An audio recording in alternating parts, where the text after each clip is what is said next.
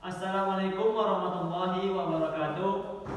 Pada hari Selasa tanggal 21 September 2023 akan dilanjutkan sidang lanjutan pembacaan tuntutan tindak pidana kasus penganiayaan pada nomor perkara 221-P.B/2023 Pengadilan Negeri Bangkinang dengan nama terdakwa Rahmat Ilahi segera dimulai. Majelis hakim dipersilahkan memasuki ruang sidang. Hadirin dimohon berdiri.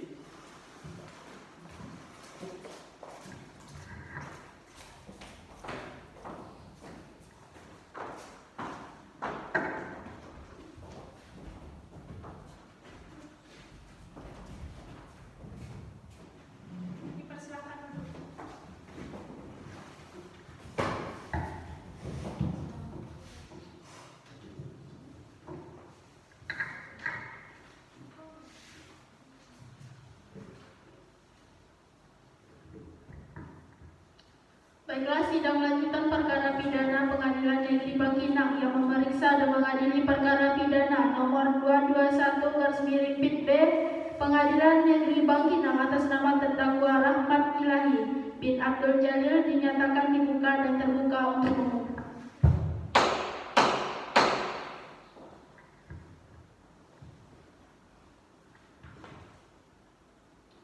Kepada terdakwa dipersilakan untuk mengambil tempat.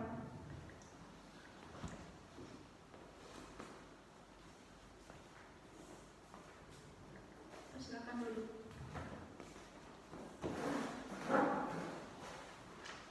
Sesuai berita acara sidang yang lalu, maka sidang hari ini adalah pembacaan tuntutan. Apakah saudara jaksa penuntut umum sudah siap membacakan tuntutannya? Sudah siap, Bu Hakim. Saudara terdakwa, mohon maaf, kepada jaksa penuntut umum dipersilakan untuk membacakan tuntutannya. Surat tuntutan Jaksa Penuntut Umum pada Jaksa Negeri Bantul dengan memperhatikan hasil pemeriksaan sidang dalam perkara atas nama terdakwa, nama lengkap Rahmat Ilahi bin Abdul Jalil, tempat tanggal lahir 13 Kota Kampar, umur 24 tahun, jenis kelamin laki-laki, kebangsaan Indonesia, tempat tinggal Jalan Agus Salim Bangkinang, agama Islam, pekerjaan wira swasta, pendidikan SMA. Berdasarkan surat pelimpahan perkara acara pemeriksaan biasa tanggal 31 Agustus 2023 nomor B7224/R4 10/EP106/2023 terdakwa dihadapkan ke depan persidangan dengan terdakwa sebagai berikut. Pertama, pasal 44 ayat 1 Undang-Undang Nomor 23 Tahun 2004 tentang penghapusan kekerasan dalam rumah tangga, atau kedua, pasal 351 ayat 1 KUHP fakta yang terungkap dalam persidangan secara berturut-turut berupa keterangan saksi-saksi, alat bukti, surat petunjuk, keterangan terdakwa dan barang bukti berdasarkan fakta yang terungkap dalam persidangan, maka sampai kami kepada pembuktian mengenai unsur-unsur tindak pidana terdakwa kepada terdakwa. Sebagai diketahui bahwa terdakwa diajukan di depan persidangan dengan dakwaan sebagai berikut. Pertama, pasal 44 ayat 1 Undang-Undang Nomor 23 Tahun 2004 tentang penghapusan kekerasan dalam rumah tangga, atau kedua, pasal 351 ayat 1 KUHP. Fakta-fakta yang terungkap dalam pemeriksaan di persidangan secara berturut-turut berupa keterangan saksi-saksi, surat keterangan terdakwa, petunjuk, yaitu keterangan saksi Nur Holiza, tempat tanggal lahir Salo 16 Juni 2002, jenis kelamin perempuan, umur 21 tahun, agama Islam, alamat Salo Timur, Jalan Sarindan, pekerjaan ART Kebangsaan Indonesia.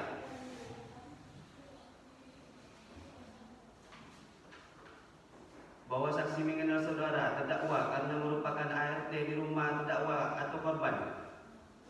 Bahwa saksi benar melihat kejadian secara langsung di rumah terdakwa atau korban. Bahwa akhir-akhir ini sikap Bapak Rahmat terhadap istri cukup kasar.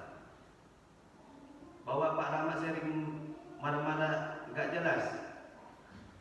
Ada juga saya melihat bekas-bekas tampalan dan lebam di badan Ibu Ida. Hal ini saya lihat waktu terdakwa pulang malam dalam keadaan mabuk.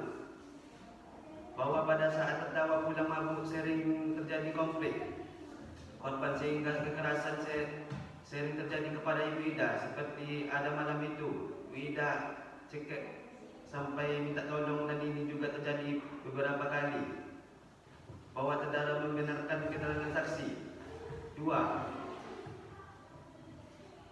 Jumrani, tempat tanggal lahir Kuwo 24 Oktober 2000, jenis kelamin perempuan 21 tahun, agama Islam, alamat Pasar Kuwo, Kecamatan Kuwo.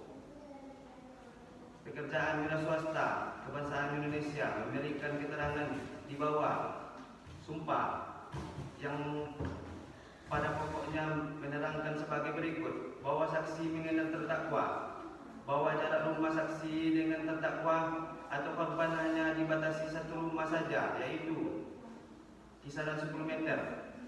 Bahwa saksi memiliki warung sayur di kompleks sana.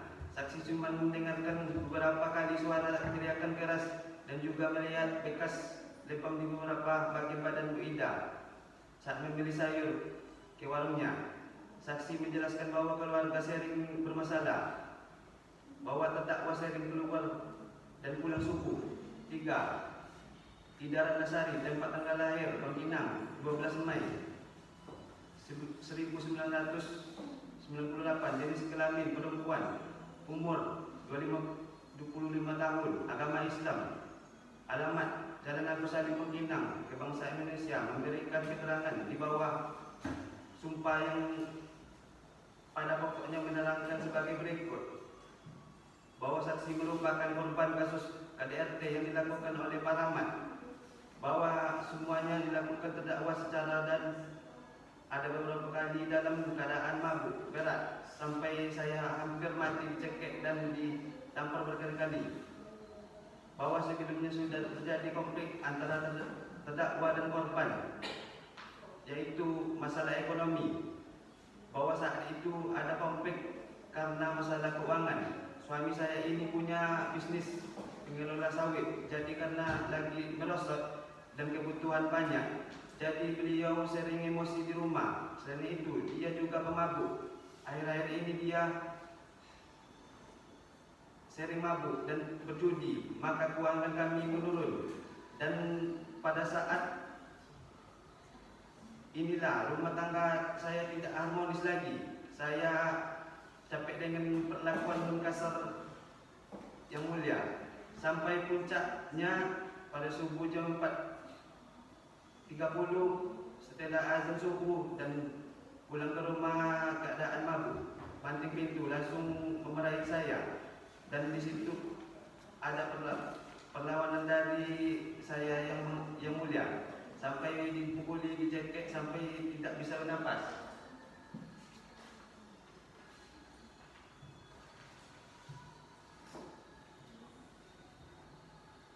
Barang bukti visum et repertum, sapu hijau, keterangan terdakwa bahwa terdakwa suami dari korban, bahwa terdakwa membenarkan telah melakukan KDRT terhadap istrinya, bahwa terdakwa telah sering melakukan penganiayaan dan kekerasan terhadap istrinya, bahwa terdakwa membenarkan semua yang diberikan oleh saksi. Petunjuk menurut pasal 188 ayat 1 KUHP adalah perbuatan kejadian atau keadaan yang karena penyesuaian baik antara yang satu dengan yang lain maupun dengan tindak pidana itu sendiri, menandakan bahwa telah terjadi tindak pidana siapa pelakunya berdasarkan fakta-fakta yang terungkap persidangan dapat diperoleh alat bukti petunjuk, yaitu berdasarkan keterangan saksi terkait dengan terdakwa serta alat bukti yang ada, maka apabila dihubungkan antara yang satu dengan yang lainnya saling bersesuaian, satu diperoleh adanya alat bukti petunjuk. Walaupun demikian, hal itu adalah tugas hakim untuk menilai cermat dan arif lagi bijaksana. Pembuktian. Berdasarkan dari uraian-uraian yang telah dikemukakan dalam analisa hukum di atas, maka jaksa penuntut umum dalam perkara ini menarik kesimpulan dan berpendapat bahwa perbuatan terdakwa telah dapat dibuktikan secara sah dan meyakinkan memenuhi rumusan tindak pidana yang didakwakan dalam dakwaan ke-1 pasal 44 ayat 1 Undang-Undang Nomor 23 Tahun 2004 tentang penghapusan kekerasan dalam rumah tangga. Dan karena dakwaan pertama telah terbukti, maka tidak perlu lagi membuktikan dakwaan selanjutnya. Selanjutnya, untuk menentukan apakah terdakwa dapat dipersalahkan dan dijatuhi pidana atas perbuatannya tersebut, perlu ditinjau tentang pertanggungjawaban pidananya. Apakah ada alasan-alasan yang menyebabkan terdakwa tidak dapat dipidana? Bahwa sepanjang pemeriksaan terdakwa di muka persidangan ini tidak ditemukan adanya alasan pembenar, alasan pemaaf, maupun alasan penghapusan penuntutan, sehingga perbuatan terdakwa tersebut sebagaimana yang didakwakan kepadanya dapat dipertanggungjawabkan dan dapat dipersalahkan melanggar pasal 44 ayat 1 Undang-Undang Nomor 23 Tahun 2004 tentang penghapusan kekerasan dalam rumah tangga. Unsur setiap orang. Bahwa yang dimaksud dengan setiap orang adalah subjek hukum yang cakap dapat melakukan perbuatan atau tindakan hukum sehingga perbuatan tersebut dapat dipertanggungjawabkan di depan hukum. Bahwa terdakwa Rahmat Ilahi alias Ameh sejak proses penyidikan, penuntutan dan sehingga pemeriksaan dalam persidangan telah mampu mengikuti tahapan pemeriksaan serta menjawab pertanyaan yang diajukan kepadanya dengan baik, sehingga perbuatan yang dilakukannya dapat dipertanggungjawabkan di depan hukum. Perbuatan terdakwa tersebut tidak dapat alasan pemaaf dan pembenar menurut ketentuan hukum yang berlaku. Berdasarkan fakta tersebut di atas, maka unsur setiap orang telah terbukti secara sah dan meyakinkan menurut hukum. Unsur melakukan kekerasan fisik, bahwa yang dimaksud dengan kekerasan fisik adalah suatu perbuatan yang mengakibatkan rasa sakit, jatuh sakit atau luka berat, sebagaimana dimaksud dalam ketentuan perundang-undangan, bahwa berdasarkan fakta yang terungkap di depan persidangan yang diperoleh dari keterangan saksi-saksi yang disumpah dan didukung pula dengan keterangan terdakwa sendiri di dalam persidangan, maka diperoleh fakta bahwa benar pada hari Sabtu tanggal 6 Agustus 2023 sekitar jam 4 WIB atau waktu subuh bertempat di Jalan Agus Salim Makinang, kondisi terdakwa dalam keadaan mabuk. Bahwa berdasarkan surat visum et repertum atas korban Idara Nasari nomor 120 /5/KM /RSUP/2023 tertanggal 21 Juli 2023 yang dibuat oleh Dr. Richard Lee SPF, disimpulkan hal-hal sebagai berikut. Hal-hal sebagai berikut telah diperiksa seorang perempuan dewasa umur 25 tahun yang bernama Idara Nasari luka berat dengan kondisi luka memar, retak tulang, patah tulang kepala, pendarahan dan luka kulit. Beberapa jenis-jenis luka pada nomor 1 di atas diakibatkan oleh tindakan kekerasan yang berupa penamparan pada pipi korban. Bahwa berdasarkan fakta tersebut di atas, maka unsur ini telah terbukti secara sah dan meyakinkan menurut hukum. Unsur dalam lingkup rumah tangga. Bahwa sebagaimana diterangkan dalam undang-undang ini, yang dimaksud dengan lingkup rumah tangga adalah suami, istri, anak, orang-orang yang mempunyai hubungan keluarga dengan orang sebagaimana dimaksud pada huruf A, karena hubungan darah, perkawinan, persusuan, pengasuhan dan perwalian yang menetap dalam rumah tangga, dan atas orang yang bekerja membantu rumah tangga dan menetapkan dalam rumah tangga tersebut, sesuai bunyi pasal 2 ayat 1 Undang-Undang Nomor 23 Tahun 2004 tentang penghapusan kekerasan dalam rumah tangga. Bahwa berdasarkan fakta yang terungkap di depan persidangan yang diperoleh dari keterangan saksi-saksi yang disumpah dan keterangan terdakwa sendiri, maka diperoleh fakta bahwa benar saksi korban Nurhaliza Idara Nasari adalah istri dari terdakwa sendiri, di mana terdakwa tinggal serumah dengan korban. Dalam hal ini telah jelas bahwa saksi korban yaitu Nurhaliza merupakan bagian dalam lingkup rumah tangga sesuai yang dimaksud dalam ketentuan perundang-undangan ini. Hal-hal yang memberatkan. Perbuatan terdakwa menyebabkan luka pada korban. Hal-hal yang meringankan. Terdakwa adalah tulang punggung keluarga. Terdakwa mengakui perbuatannya, menyesali dan berjanji tidak akan mengulangi lagi perbuatannya tersebut. Terdakwa belum pernah dihukum. Berdasarkan hal tersebut di atas, jaksa penuntut umum dalam perkara ini dengan memperhatikan undang-undang yang bersangkutan menuntut supaya Majelis Hakim Pengadilan Negeri Bangkinang yang memeriksa dan mengadili perkara ini memutuskan: A. Menyatakan terdakwa Rahmat Ilahi alias Amek terbukti bersalah melakukan tindak pidana, telah melakukan perbuatan kekerasan fisik terhadap istri yang menyebabkan luka sebagaimana diatur dalam pasal 44 ayat 1 Undang-Undang Nomor 23 Tahun 2004 tentang penghapusan kekerasan dalam rumah tangga dalam dakwaan pertama. B. Menjatuhkan pidana terhadap terdakwa Rahmat Ilahi alias Amek oleh karena itu dengan pidana penjara selama 5 tahun dikurangi selama terdakwa ditahan. C. Menyatakan barang bukti berupa satu buah sapu hijau dirampas untuk dimusnahkan.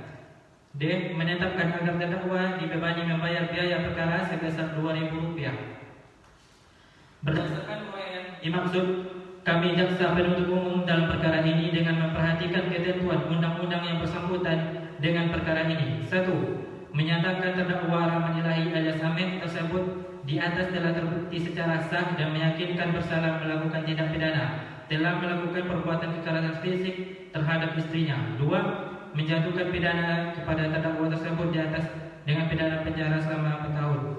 3. Menetapkan masa penahanan yang telah dijalani terdakwa dikurangkan seluruhnya dari pidana yang dijatuhkan. 4. Memerintahkan terdakwa tetap berada dalam tahanan. 5. Menyatakan barang bukti berupa satu buah sapu hijau dirampas untuk dimusnahkan. 6. Membebaskan terdakwa untuk membayar biaya perkara sebesar Rp2.000.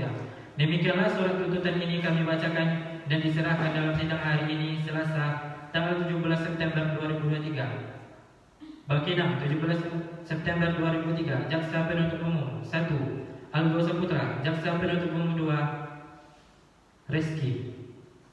Demikian Majelis Hakim. Demikianlah tuntutan pidana yang telah dibacakan oleh jaksa penuntut umum kepada terdakwa. Apakah saudara akan mengajukan pembelaan atas tuntutan pidana tersebut? Baik Yang Mulia, semuanya saya serahkan kepada penasihat hukum saya, Pak Yang Mulia. Bagaimana saudara penasehat hukum? Apakah akan mengajukan pembelaan atas tuntutan tersebut?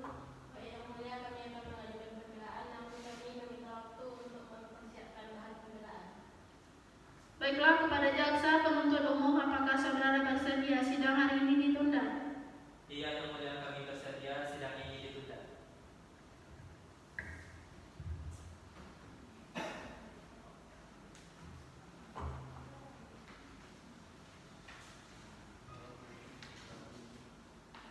Baik Yang Mulia, pada hari Rabu tanggal 27 September 2023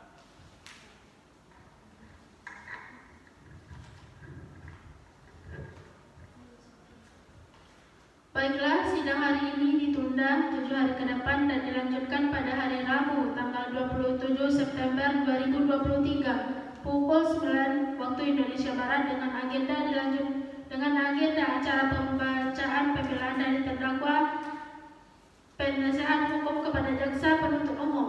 Kami perintahkan untuk menghadirkan kembali terdakwa dan kepada terdakwa penasihat hukum agar mempersiapkan pembelaannya pada hari sidang yang sudah ditetapkan. Sidang hari ini dinyatakan ditunda dan ditutup.